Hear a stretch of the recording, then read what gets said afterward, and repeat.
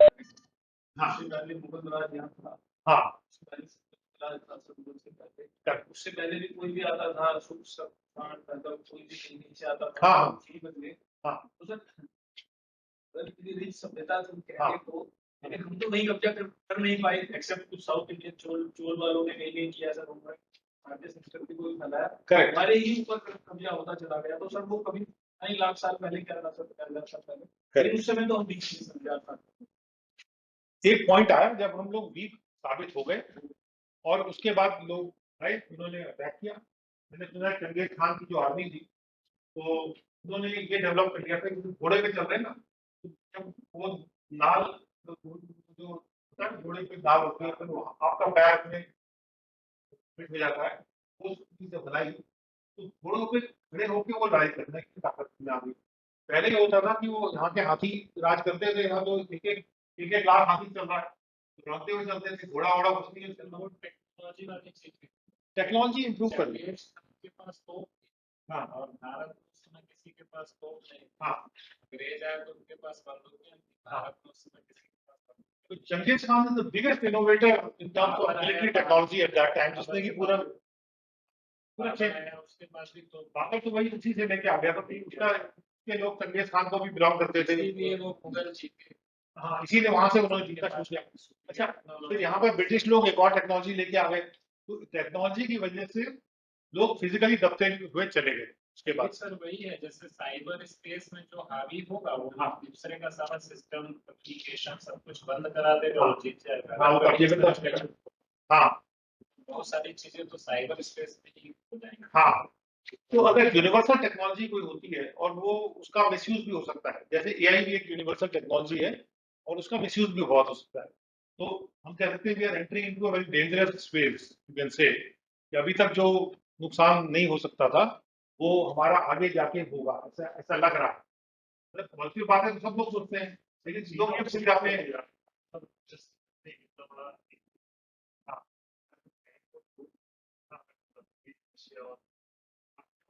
हो रहे हैं, कोई रिडंडेंट हो रहे हैं। हाँ तो इस पे जितने 2-4-5 साल पहले सोचते थे कि ये टैंक बन रहा है, वो टैंक बन रहा है, और 2 साल 3 साल बाद एक लेख निकल रहा है कि करेक्ट। ये यूक्रेन के युद्ध के बाद ये प्रूव हुआ क्योंकि जब से वो रोबो कॉप आ गया है, छोटा हाँ वाला एक हाँ हाँ, वो ड्रोन में जाके वो डाल के सबसे, क्योंकि शेर पास सबसे बढ़िया हाँ टैंक को लेकर बहुत हाँ बड़े हाँ हाँ उसके बाद भी उन्होंने उसमें सत्यानाश कर दिया। हाँ, छोटे से देश पे विजय नहीं प्राप्त कर पा रहे हैं, ये सिचुएशन होगी। बहुत बड़ी चीज हो रहा है सर, बहुत बड़ी चीज है। बहुत बड़ी चीज टैंक हाँ आज के टाइम में ऑब्सोलीट हो रहा है, Obsolete हो रहा है, redundant हो रहा है। redundant हो टेक्नोलॉजी बदली है, इसके पास टेक्नोलॉजी रहेगी वो ठीक रहा है। हाँ, है। तो इसलिए बड़े अनसर्टन टाइम में हम लोग जाने वाले हैं, ऐसा लग रहा है।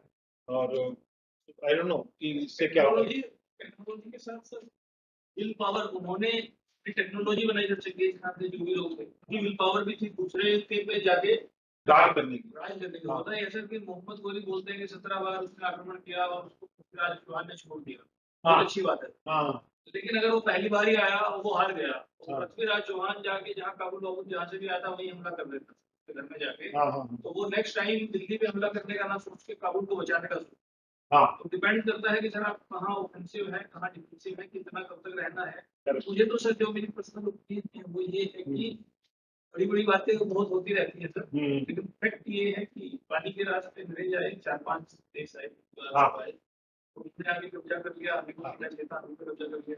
हाँ इधर से आए उन्होंने आगे, मुगलों ने आगे कब्जा कर लिया सर। हाँ तो हम या तो इतने स्कैटर्ड थे, या तो एक्सपीरियंस नहीं थे, या तो मानिए कि बहुत कम लोग लड़ते थे। जैसे जितने आप देखेंगे सर, मंगोल थे या जो इधर अफगानी वगैरह लोग थे, तुर्की थे सर, सब लोग सोल्जर थे, मतलब ऑलमोस्ट 100%। हाँ किसान या सोल्जर, उसके अलावा वहाँ कुछ था ही नहीं सर। तो यहाँ भी मतलब ऐसे कुछ बताते हैं कि हल्दी घाटी के बहुत कम लोग लड़े, मतलब यहाँ क्या था ना, एक अलग चीज थी। तो मुझे लगता है कि वो हमारा पिछड़ापन था जिसने हमें गुलाम बनाया, तो हजारों साल। You can say that. एक और फैक्ट भी है कि जो चंगेज खान की आर्मी हावी हो रही थी, तो ये लोग उनको भगा रहे थे, तो बाबर बाबर जितने थे वहां से भाग के इंडिया में घुसा रहे थे, क्योंकि वहां उनके लोग को मौका नहीं मिल रहा था। तो कहाँ जाए। दूसरा ये था, यहाँ पे पैसा बहुत है, पहले तो यहाँ से गोल्ड वोल्ड ले जाओ, फिर वहां लड़ाई करो जाके। फिर उन्होंने देखा कि चलो, फिर भी मौका नहीं मिल रहा था वहां पे उनको, तो यहाँ पे घुस के फिर वो रहना ही शुरू कर दिए वो लोग।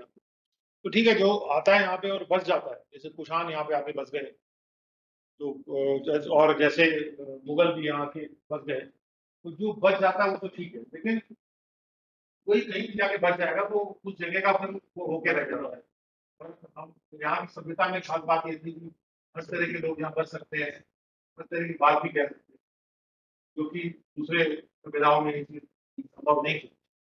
तो शायद वो बात यहाँ की सभ्यता को हमेशा बचा के रखेगी, ऐसा होता है। टेक्नोलॉजी हालांकि जितने भी पावरफुल हो जाए, लेकिन हाँ, हम लोग एक डेंजरस फेज में प्रवेश कर रहे हैं टेक्नोलॉजी के, इसमें कोई डाउट नहीं है, क्योंकि टेक्नोलॉजी के मिसयूज करने वाले लोग ज्यादा कारगर हो जाते हैं उसको यूज करने वाले लोगों के मुकाबले में, ये हमेशा ही देखा। और मानव जाति का नुकसान करने के लिए कोई भी टेक्नोलॉजी का इस्तेमाल भरपूर ढंग से होता है, और ये भी इसमें भी होगा, ये भी निश्चित बात। अब देखते हैं आगे की कहानी कहाँ जाती है। तो बहरहाल इस केस में बुद्ध ने उनको ये बताया कि लाइफ कितनी इम्पर्मानेंट है, और उनको ये बात समझ में आई, और वो शांति से उनको शांति मिली। अगली कहानी देखते हैं। एक व्यक्ति था जो कि एक विष का जो बाण है उसको लग गया था। तो जब विष का बाण उसको लगा तो वैद्य को वो हटाने नहीं दे रहा। वो कह रहा मुझे ये बताओ कि किसने मारा ये बाण, किस तरह का बाण था, और सारी इरेलेवेंट डिटेल्स जो है बाण के बारे में तहकीकात कर रहा कि बाण कैसा था, किसने मारा, और बाण लगा हुआ विष का उसको। तो बुद्धा ने इस स्टोरी का इस्तेमाल किया ये सिखाने के लिए कि अननेसेसरी क्वेश्चनिंग जो है उससे शायद हमारी प्रॉब्लम्स को हम संबोधित नहीं कर पाएंगे। प्रॉब्लम होती है, प्रॉब्लम को दूर करिए, प्रॉब्लम का डीप विश्लेषण करने की आवश्यकता नहीं है, बस वहां तक विश्लेषण करिए प्रॉब्लम को दूर करने लायक। तो इरेलीवेंट क्वेश्चंस और वो सब नहीं पूछना चाहिए। आदमी उस पॉइजन से मर सकता था क्योंकि वो जवाब मांगने की कोशिश कर रहा है जो इरेलीवेंट जवाब है, इसके बजाय कि वो अपना उपचार करे। तो जैसे किसी का एक्सीडेंट हो गया, अब हॉस्पिटल में ले आते हैं उसको, वहां पुलिस ने अपनी तहकीकात पहले शुरू कर दे कि इसका एक्सीडेंट कैसे हुआ, कैसे क्या लग गया, किसी ने जानबूझ के तो नहीं मारा। तो उसके पहले उसका उपचार होना इम्पोर्टेंट। जब तक उपचार नहीं होता तब तक इन्वेस्टिगेटिव प्रोसेसेस को वहां पे आगे नहीं बढ़ना चाहिए। और यहाँ पर खैर ये कम्युनिकेशन है कि आपको अननेसेसरी कंसर्न्स व्यक्त नहीं करने चाहिए, और अननेसेसरी डिटेल्स में आपको बॉग डाउन नहीं होना चाहिए। आपको ये देखना है कि कम से कम डिटेल्स में देखते हुए कैसे हम काम कर सकते। तो बुद्ध की अब इसके बाद एक और कहानी है, जिसमें एक बार एक मॉन्क्स का ग्रुप था, वो बुद्धा की कम्युनिटी में वो आपस में लड़ने लगे छोटी छोटी बातों को लेकर।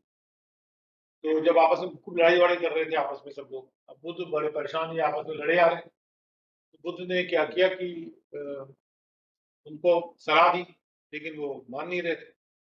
तो आखिरकार फिर बुद्ध ने ये डिसाइड किया कि वो मोनास्ट्री को छोड़ के निकल जाएंगे, और वो जो है चले गए जंगल अंगल में, इधर उधर निकल गए वो। और कुछ दिन के बाद जो उसके उनके अनुयायी थे, वो चिंता उनको होने लगी, और उन्होंने अपना कहा कि भाई ये झगड़ा हमको नहीं करना चाहिए, बुद्ध की ये नहीं है। तो उन्होंने अपनी मिस्टेक रियलाइज की, और बुद्ध ने उनको फिर उससे बुद्ध से माफी मांगी। तो और वो फिर रिकनसाइल हो गए। तो कहने का मतलब क्या कि यहाँ पे बुद्ध ने ये दिखाया कि उस सिचुएशन से साइलेंट विड्रॉल करने पर, ऐसा साइलेंट कम्युनिकेशन भी इंपॉर्टेंट होता है कि सिचुएशन से आप विड्रॉ कर जाओ, और फिर उससे आप जो है अपना मैसेज, ये नॉन वर्बल कम्युनिकेशन में आता है कि आपने अपना नॉन वर्बल कम्युनिकेशन कर दिया कि भाई मुझे ये चीज पसंद नहीं आ रही है, झगड़ा वगड़ा करना ठीक नहीं है, आप कुछ भी कह रहे हो अपनी बात को, लेकिन झगड़ा नहीं कर सकते आप। तो ये बात कम्युनिकेट कर दी, और इससे सारे लोगों में सामंजस्य। सो नॉन वर्बल कम्युनिकेशन एक इम्पॉर्टेंट एस्पेक्ट होता है कम्युनिकेशन का, जो कि बुद्ध ने इसमें दर्शा। हाँ, बेटे आपके पास 5 मिनट मैं दूंगा उसको बेटे दर्शन। बुद्ध और प्रिंस अभय दो लोग थे। जो प्रिंस अभय थे, उन्होंने बुद्ध को ट्रिक करने की कोशिश की कि वो एक गलत स्टेटमेंट दे दे। उन्होंने बुद्धा से पूछा कि क्या एक समझदार आदमी को अनप्लेजेंट ट्रूथ बोलना चाहिए या प्लेजेंट फॉल्सहुड बोलने चाहिए। ये सवाल वही उस श्लोक से आ रहा है कि प्लेजेंट फॉल्सहुड या अनप्लेजेंट ट्रूथ बोलना चाहिए कि नहीं बोलना चाहिए। तो बुद्धा ने कहा कि जो जो जुबान होती है ना, आदमी की जो स्पीच होती है, वो एक स्किल्ड सर्जन की तरह होती है जो कि एक नाइफ का इस्तेमाल कर रहा है। यानी कि जब आप बोल रहे हैं तो ऐसे सोचिए कि आपको बोलने के बारे में पूरा परफेक्शन होना चाहिए, क्या आप बोलना चाहिए, क्या नहीं बोलना चाहिए, और वही चीज बोलना चाहिए जिसका कोई फायदा हो। सर्जन अगर गलत काट देगा तो भारी नुकसान हो सकता है। तो उन्होंने एक्सप्लेन किया, समझदार आदमी जो है वो तभी सच बोलता है जब वो बेनिफिशियल होता है और सही वक्त पे, एक तो राइट टाइम पर बोला गया और बेनिफिशियल हो, वो वाला सच बोलना चाहिए, नहीं तो शांत रहना ही ठीक है। और यहाँ पर राइट स्पीच वाली जो पार्ट थी बुद्धिस्ट प्रिंसिपल की, उनका 8 फोल्ड पाथ था, उसमें से राइट स्पीच यानी कम्युनिकेशन का बड़ा इंपॉर्टेंट लेसन बुद्धा के 8 फोल्ड पाथ में शामिल। तो ये हमने बुद्धा की कई चीजें इसमें अभी देखी। अब आते हैं कि रामायण का एक युद्ध कांड है, और मैं फटाफट इसके थ्रू आपको ले जाता हूँ। और युद्ध कांड में कुछ मंत्र दिए हुए हैं जो कि श्लोक कह सकते हैं। और पहला है कि जो व्यक्ति अपने सलाहकारों की बात नहीं मानता, यो न मंत्रियते नित्यम न करोति न पश्यति च पश्यति, यानी जो धैर्यवान नहीं होता, जो कठोर वाणी बोलता है और जो सलाह को नहीं सुनता, वह व्यक्ति चाहे कितना भी बलवान क्यों ना हो, वो नष्ट हो जाता है। ये बात कही गई है। उसके बाद अगला है, वह राजा जो केवल बल पर ही निर्भर करता है और कूटनीति का पालन नहीं करता, वह अपने शत्रुओं के सामने उसी प्रकार पराजित हो जाता है जैसे कमजोर बछड़ा शेर द्वारा मारा जाता है। बलवान होने पर भी वो उसकी हालत बछड़े जैसी हो जाती है। अगला है, न चासीनं न च स्वप्तम न निरस्त्रम न संयुधम न साव्यभाषितम दूरम वधो भवति धर्मतः। वीर योद्धा न तो बैठे हुए, न सोते हुए, न बिना हथियार के, और न ही जो पहले से किसी अन्य के साथ युद्ध में लगा हो, ऐसे किसी व्यक्ति पर आक्रमण नहीं करते हैं। कोई बैठा हुआ व्यक्ति है, सो रहा है, उस पर आक्रमण नहीं करते हैं, ये धर्म के अनुसार उचित नहीं है। शत्रु के कठोर वचनों का प्रत्युत्तर कठोर वाणी से नहीं देना चाहिए। जैसे आग में और ईंधन डालने से वो बुझती नहीं है बल्कि और भड़क जाती है, उसी प्रकार से कठोर वाणी से प्रतिक्रिया देने से संघर्ष और बढ़ जाए।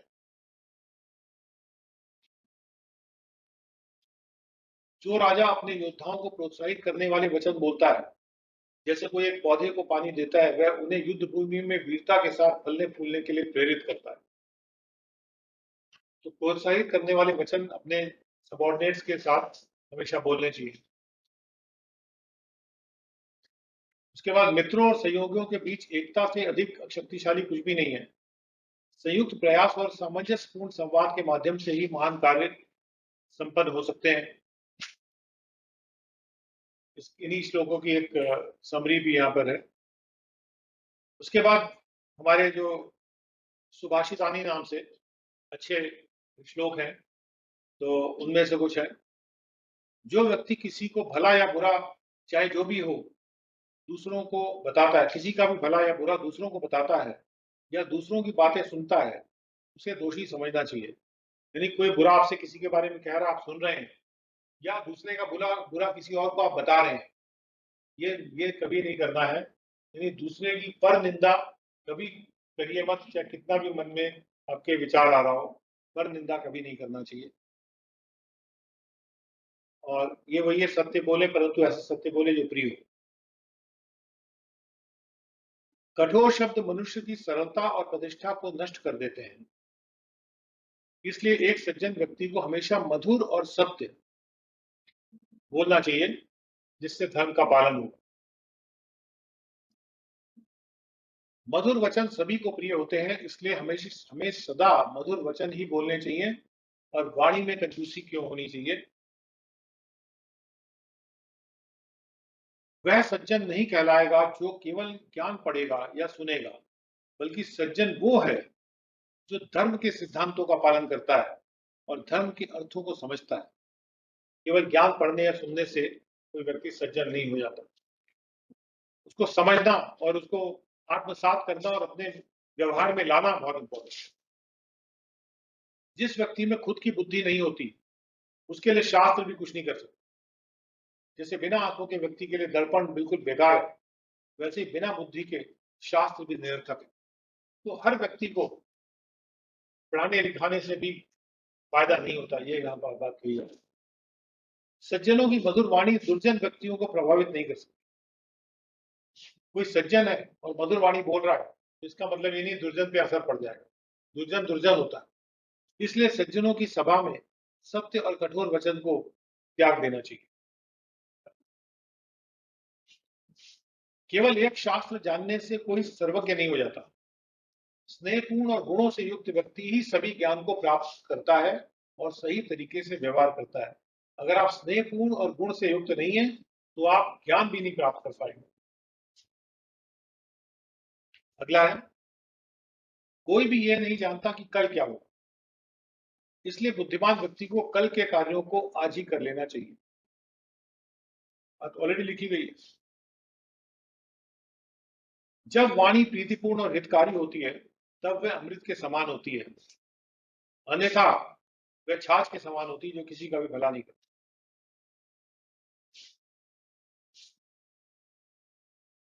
और एक इसमें श्लोक ये आया था, जो कि मैं आपके सामने बस रख दे रहा हूं, कि राम ये कहते हैं कि अगर किसी व्यक्ति ने ऋग्वेद को नहीं पढ़ा है या यजुर्वेद या सामवेद को ठीक से नहीं पढ़ा है, तो वो अच्छे ढंग से बात भी नहीं कर पाएगा। क्योंकि वेदों में ऋग्वेद जो है वो पोलाइटनेस और ह्यूमिलिटी सिखाते हैं, विनय को सिखाते हैं। जो यजुर्वेद है वो हमारी याद करने की शक्ति को आगे बढ़ाते हैं, और इसलिए एक अच्छी मेमोरी इंपॉर्टेंट होती है। सामवेद जो है वो हमारी श्रूडनेस और एबिलिटी टू अंडरस्टैंड को अच्छा करते हैं। तो इसीलिए, और ये बात रामायण में आ रही है, राम ने कहा था कि हनुमान के पास हर वेद के ऊपर उनके पास मास्टरी है, और वो अपनी भाषा को, अपने स्पीच को अपने ठीक से क्राफ्ट कर लेते हैं। इसी वजह से, यानी पूरे रामायण में रामचंद्र जी ने किसी की तारीफ नहीं की। केवल अगर एक चीज व्यक्ति की तारीफ की उन्होंने, वो हनुमान। पूरे वाल्मीकि रामायण पढ़ जाइए, कहीं कोई तारीफ, लेकिन केवल हनुमान की वो खुली तारीफ, पूरी अनअलॉयड तारीफ, जैसे कोई कंट्रोल ही ना हो तारीफ करना, उस तरह। तो ये मैंने आपके लिए कुछ इकट्ठे किए थे, और आई होप कि कम्युनिकेशन हमारे एंशिएंट बुक्स में या हमारी जो पुरानी लर्निंग है उस किस तरह से उसको लाया गया है, उस पर हम लोगों को बार बार ध्यान देने की आवश्यकता है, पढ़ने की आवश्यकता है। जितना हम उसको समझते पढ़ते हैं, उतना हमारा ज्यादा ज्ञानी होते हैं।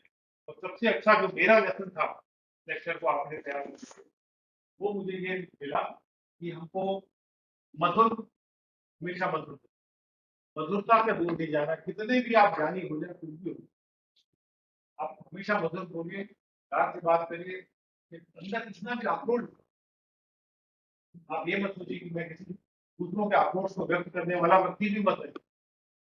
आप हमेशा मधुर ही बोलिए, और वही बेस्ट सब। तो बहुत बहुत धन्यवाद आपका क्लास को ज्वाइन करने के लिए। Thank you so much. और पहले सर डेल कार्नेगी बहुत फेमस। हाँ हाँ, डेल कार्नेगी की, वो भी रिलेवेंट है। हाँ बहुत रेलिवेंट बुक है, बट बहुत रिलेवेंट। हाँ बहुत।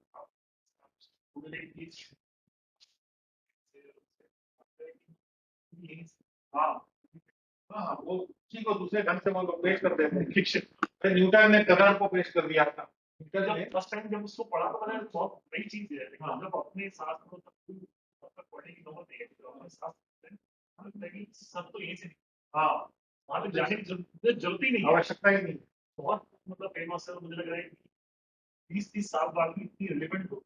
तो बात का सेलर भी है, वो अच्छी किताब भी लिखी भी। बीच में एक टाइम आया था जब लोगों ने उसको थोड़ा सा बुरा भी कहना शुरू किया था, लेकिन ये अगर उसको कॉन्टेक्स्ट में समझा जाए तभी आप Alright, so can we start with the next session?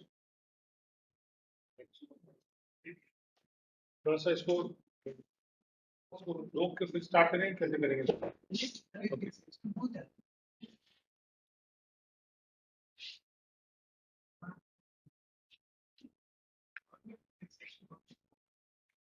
अगला सेशन हमारा जो है वो पेटेंट और कॉपीराइट, इंडियन पेटेंट एक्ट और इंडियन कॉपीराइट एक्ट के बारे में है। और तो पहले मैं थोड़ा सा पेटेंट एक्ट को डील करता हूँ। ये है द पेटेंट्स एक्ट 1970। इससे थोड़ी सी पेटेंट्स के बारे में कुछ बेसिक बातों को हम पहले समझेंगे। तो चूंकि 1970 का साल है, आप समझ सकते हैं जो पेटेंट एक ऐसी चीज है जो कि इन्वेंशन से रिलेटेड है, मॉडर्न कॉन्सेप्ट है पेटेंट का। तो इसीलिए काफी देर के बाद इसमें एक्ट बना और 1970 से ये अप्लाई हो रहा है। इस एक्ट के कुछ डेफिनेशंस को हम देखते हैं कि पहले पेटेंट चीज क्या है उसके बारे में हम समझते हैं।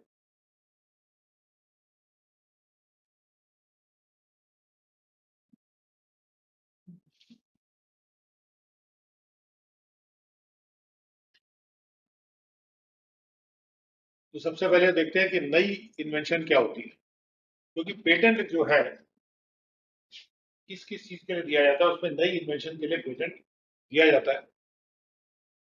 नई इन्वेंशन कोई ऐसी इन्वेंशन या टेक्नोलॉजी है जिसको जिसका पहले से एंटिसिपेशन नहीं था, यानी कि किसी डॉक्यूमेंट में वो पब्लिश नहीं हुई है या किसी देश में इस्तेमाल नहीं हुई है या दुनिया के किसी और देश में भी इस्तेमाल नहीं हुई है उस फाइलिंग की डेट से पहले, और उसके साथ उसका पूरा स्पेसिफिकेशन होना चाहिए, यानी उसका जो कंप्लीट स्पेसिफिकेशन, यानी पूरा उसका जो नेचर है, प्रकृति है उस इन्वेंशन की, वो कभी भी पब्लिक डोमेन में नहीं आया है। वही चीज एक नई इन्वेंशन कहलाएगी।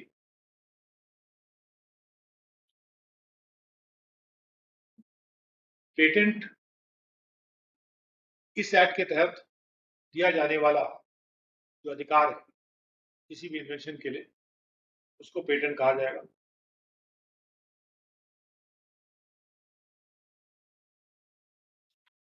तो कौन सी ऐसी चीज है जो कि इन्वेंशन नहीं मानी जाती है? जो इन्वेंशन फ्रिवलस है या कोई ऐसी चीज क्लेम कर रही है जो एस्टैब्लिश नेचुरल लॉ के खिलाफ है, ऐसी नेचुरल लॉ जो एस्टैब्लिश्ड है उसके खिलाफ है अगर कोई इन्वेंशन, एक इन्वेंशन जो कि जिसका प्राइमरी जो इस्तेमाल है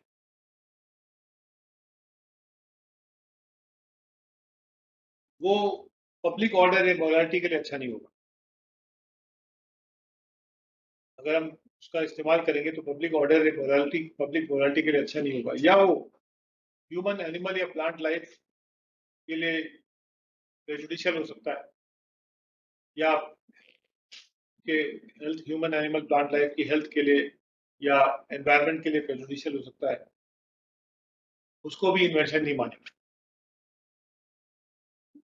अगर कोई साइंटिफिक प्रिंसिपल पहले से मौजूद है, आपने केवल उसको ढूंढा है, mere discovery of A scientific principle, और फॉर्मूला और कोई एब्स्ट्रैक्ट थ्योरी बना देना, या कोई लिविंग थिंग की डिस्कवरी या नॉन लिविंग सब्सटेंस की डिस्कवरी जो ऑलरेडी नेचर में है उसका केवल खोज कर लेना, कोई इन्वेंशन नहीं।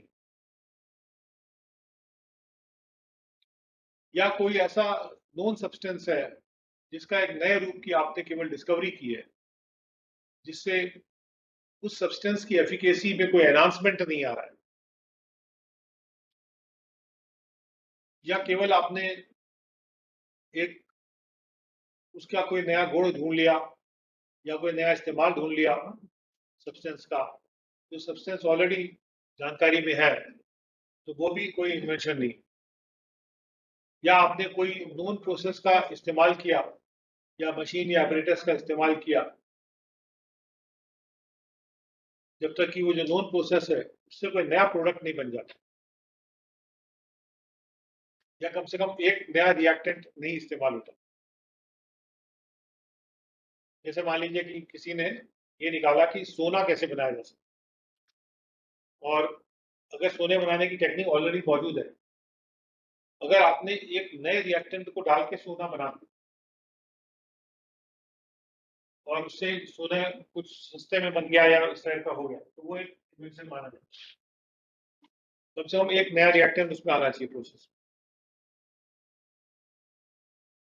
केवल आपने दो चीजों को मिक्स कर दिया आपस में, तो उससे जो सब्सटेंस ऑब्टेन होता है वो कोई इन्वेंशन नहीं होता। या कोई नया अरेंजमेंट कर दिया, या जाने हुए यंत्रों को ही डुप्लीकेट कर दिया, या एग्रीकल्चर का कोई मेथड है या हॉर्टिकल्चर का कोई भी मेथड है, उसको भी नहीं माना जाएगा। कोई मेडिसिनल, सर्जिकल, क्यूरेटिव या डायग्नोस्टिक या दूसरा ट्रीटमेंट किया जा रहा है ह्यूमन बींग्स का, या जिस तरह का ट्रीटमेंट ऑलरेडी एनिमल्स का मौजूद है उसी से सिमिलर कोई प्रोसेस इस्तेमाल किया जा रहा है उनकी इकोनॉमिक वैल्यू बढ़ाने के लिए, या फिर plants and animals in whole, या कोई भी पार्ट प्लांट्स एंड एनिमल्स का सिवाय माइक्रो ऑर्गेनिजम्स के। माइक्रो ऑर्गेनिज्म से तो जो प्रोसेसेस बन रहे हैं उसको तो इन्वेंशन माना जा रहा है, और लेकिन प्लांट्स और एनिमल्स का अगर इस्तेमाल किया जाता है तो उसको मानते नहीं है। उसका कंप्यूटर प्रोग्राम भी अगर कोई बनाया जाता है, या मैथमेटिकल या बिजनेस मेथड हो या कंप्यूटर प्रोग्राम हो या कोई भी एल्गोरिथम बनाया गया, that is not an invention. Literary, dramatic, musical या आर्टिस्टिक वर्क या कोई भी और एस्थेटिक क्रिएशन व्हाट्सएवर, क्योंकि ये नॉर्मली कॉपीराइट में आ जाती है ये सब चीजें। कोई स्कीम या रूल या मेथड जिससे कोई मेंटल एक्ट किया जा रहा है या प्ले गेम को प्ले किया जा रहा है, वो भी नहीं आएगा इसमें। इंटीग्रेटेड सर्किट जो बनाए जाते हैं, या इंफॉर्मेशन को कैसे प्रस्तुत किया जा रहा है, या कोई ऐसी इन्वेंशन जो कि असल में परंपरागत नॉलेज पहले से थी, या जो पहले से प्रॉपर्टीज है उसी को डुप्लीकेट किया गया है, ट्रेडिशनली नोन कंपोनेंट्स थे, उसको आपस में मिला के कोई चीज बना दी गई है। तो इस पर काफी बहस होती है ना, कि जैसे हल्दी वगैरह को पेटेंट करने की कोशिश अमेरिका में हो रही थी, तो उन्होंने कहा भाई हल्दी में ये कंपोनेंट होता है, ये हमने ढूंढ निकाला ये कंपोनेंट। तो यहाँ जो लिखा हुआ जो ऑलरेडी ट्रेडिशनल नॉलेज है, हल्दी का एक उपयोग एक पर्टिकुलर वे में हो रहा है, तो अगर आप उसमें निकाल दें ये वाला कंपोनेंट इसमें है, इसके मॉलिक्यूल ऐसे बने हुए हैं, तो वो तो आप एक तरीका बता रहे हो बस, आपने हल्दी की इजाद नहीं कर दी है। हल्दी एक नेचुरल प्रोडक्ट है, प्लांट है, एनिमल है, जो भी है मौजूद है, उसको आपने नहीं बनाया, तो ऑलरेडी बनी हुई है। तो जो चीज नहीं है पेटेंट, वो इस सेक्शन में आते हैं, सेक्शन 3 में। यही इंपॉर्टेंट पार्ट है। बाकी इसमें वही है कि आपको पेटेंट के लिए अप्लाई करना है, और जब आप अप्लाई करते हैं तो दूसरे लोग ऑब्जेक्शन कर सकते हैं, और उसके ऑब्जेक्शन जब पेटेंट मिल जाने के बाद भी आपका पेटेंट कैंसिल हो सकता है, अगर दूसरा व्यक्ति सक्सेसफुल ऑब्जेक्शन कर ले जाता है कि भी इनसे पहले तो मैंने ये चीज पहले ही प्रकाशित कर दी थी। अगर किसी ने पहले से प्रकाशित कर दी है तो आप पहले इन्वेंटर नहीं कहलाएंगे उसके। तो इसके एप्लीकेशन पेटेंट के जमा किए जाते हैं और पेटेंट ऑफिस इसको एग्जामिन करता है।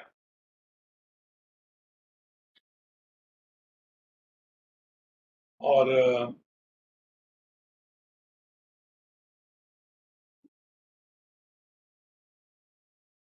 तो ब्रॉडली पेटेंट का कनेक्शन जो है इन्वेंशन से है। Patent is for invention, not for discovery.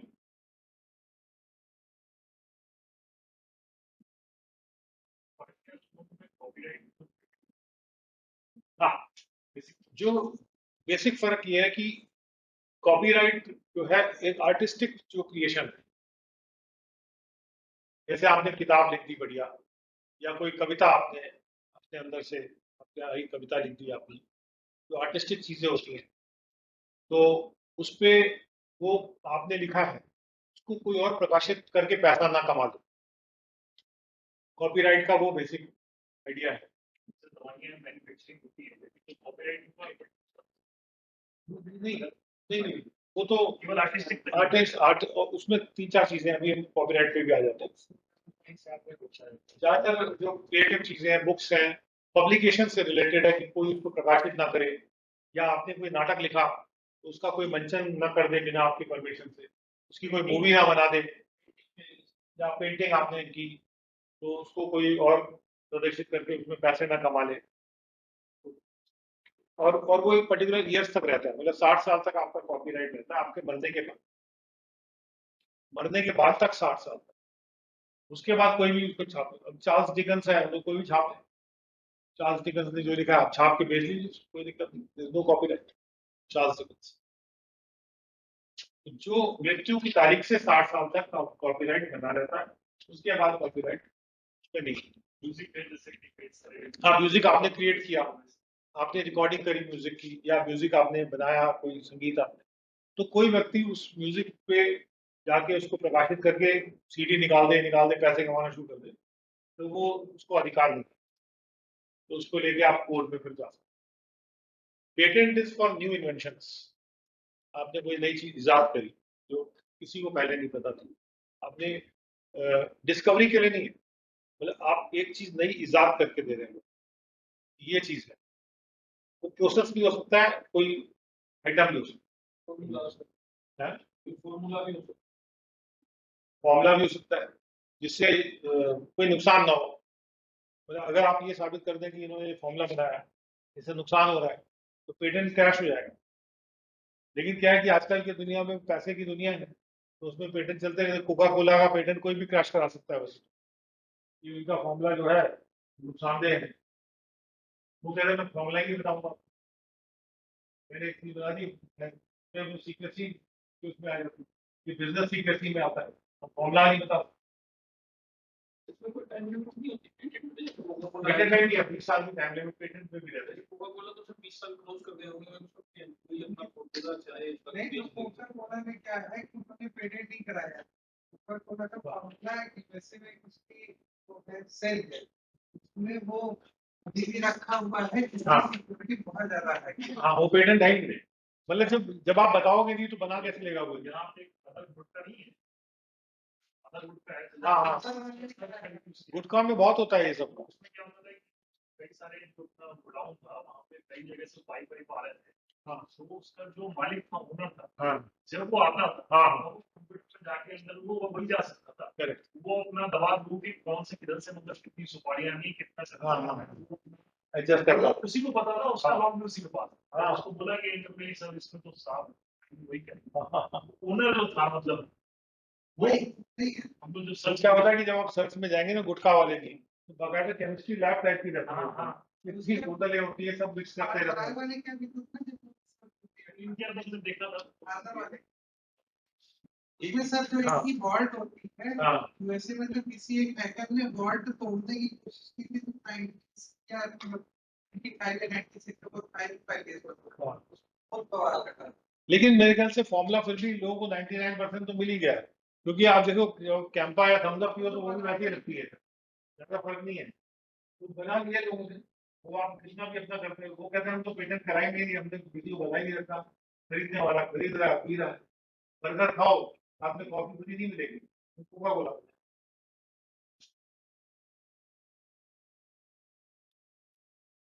और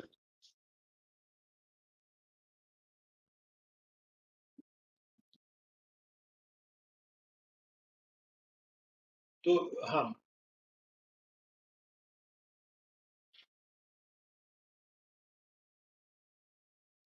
तो कुछ टाइम तक आपको जो जो कोई भी एप्लीकेशन पेटेंट की,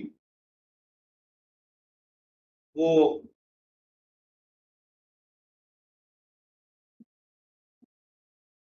कुछ पीरियड है जिसमें कि उसकी सीक्रेसी रखी जाती है।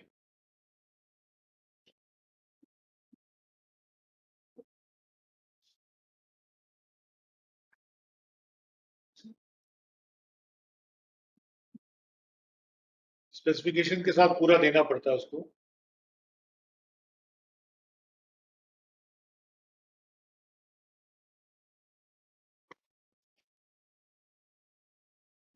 ये प्रक्रिया है जिसमें उसको एग्जामिन करके पेटेंट दिया जाता है। मैं स्किप कर रहा हूँ, इससे मैं टैक्स वाले एस्पेक्ट पे जल्दी से आ जाऊँ।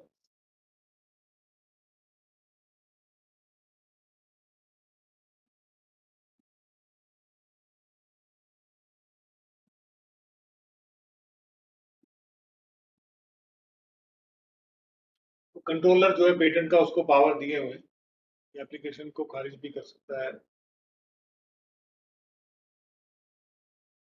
वेरियस पावर्स हैं पेटेंट।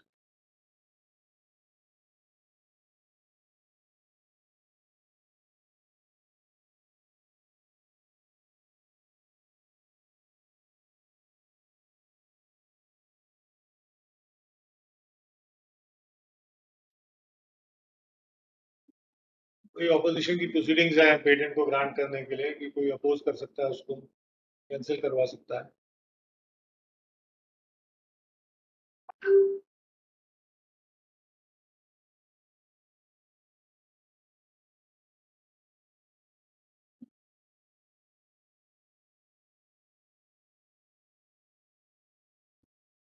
पहले से अगर पब्लिश है तो वो नहीं मानी जाएगी। पब्लिकेशन क्या होता है उसके बारे में डेफिनेशन है।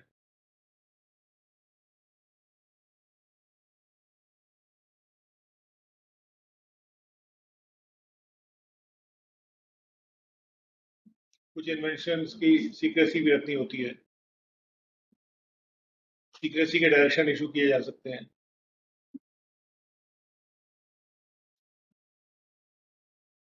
अगर इंडिया से बाहर किसी रेजिडेंट को अप्लाई करना है तो इंडिया से परमिशन लेके ही अप्लाई करना पड़ेगा।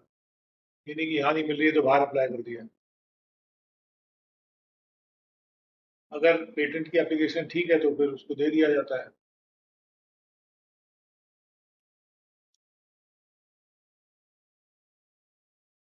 उसका अमेंडमेंट भी हो सकता है। पेटेंट की डेट जो है रजिस्टर में एंट्री कर ली जाती है।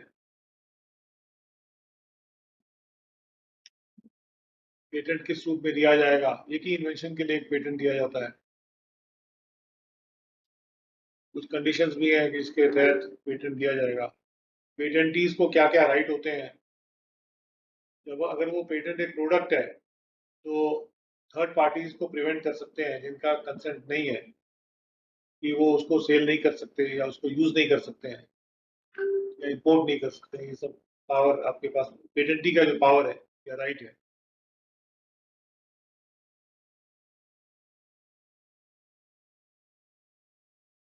पेटेंट के को ओनर भी होते हैं तो उनके को ओनर्स के क्या राइट्स हैं। को ओनर को डायरेक्शन भी दिया जा सकता है। और दूसरे ने फ्रॉड करके पेटेंट ले लिया था तो ट्रू इन्वेंटर को उसको दिया जा सकता है। पेटेंट का टर्म के बारे में लिखा है।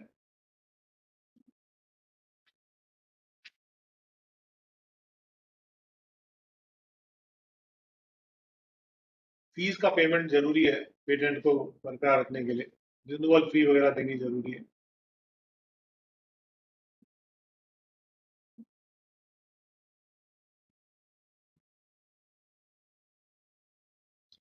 ये तो हो गया एक शॉर्ट में पेटेंट के बारे में। Let's go to the copyright. और कॉपीराइट में देख लेते हैं कि कॉपीराइट किसको बोला जा रहा है।